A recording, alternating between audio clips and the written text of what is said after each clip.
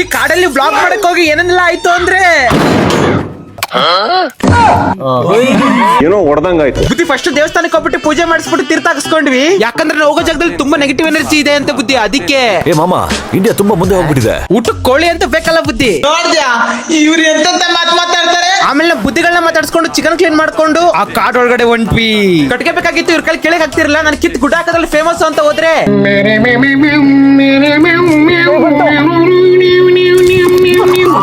ನನಗೆ ಎಷ್ಟು ಚೀಪ್ ಅನಿಸ್ಬಿಡ್ತು ಅಂದ್ರೆ ಥೋ ನಿಮ್ಮ. ಇವ್ರಲ್ಲಿ ಗ್ರಿಲ್ ಹಾಕಕ್ ಜಾಗ ರೆಡಿ ಮಾಡ್ತಾ ಇದ್ರೆ ನಾವು ಚಿಕನ್ ರೆಡಿ ಮಾಡ್ತಾ ಇದ್ವಿ.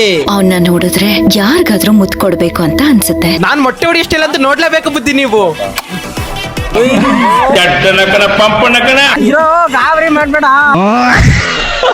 ಅಷ್ಟೇ ಬುದ್ಧಿ, ಚಿಕನ್ ರೆಡಿ ಮಾಡ್ಕೊಂಡು ಗ್ರಿಲ್ ಗಿಟ್ಟಿ ಮನೆ ಕೆಲಸನ ಅರ್ಧದಲ್ಲೇ ನಿಲ್ಸಿ ಪಾಡ್ ಬಿದ್ದೋಗಿರೋ ಅಂತ ಒಂದ್ ಮನೆಗೆ ಹೋದ್ವಿ. ದೆವ್ವೇ ನಮ್ಮನ್ನ ಎದುರಿಸೋದು, ನಾವೇ ದೆವ್ವನ್ನ ಎದುರಿಸ್ಬೇಕು ಅಂತ ಬಿಳಿ ಸೀರೆ ಉಟ್ಕೊಂಡೋದೆ.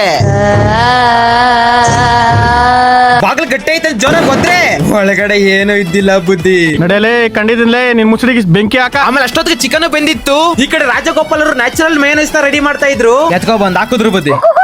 ಈ ಕೊಕ್ಕೋ ಬಿಟ್ಟಾಕಿ ಬುದ್ಧಿ. ಚಿರತೆ ನಮ್ನ ಕೊಕ್ಕೋ ಮಾಡಕ್ಕೂ ಮುಂಚೆ ಎದ್ದೋಬೇಕು. ಇಲ್ಲಿ ಬರೀ ಚಿರತೆ ಜಾಸ್ತಿ ಅಂತೆ.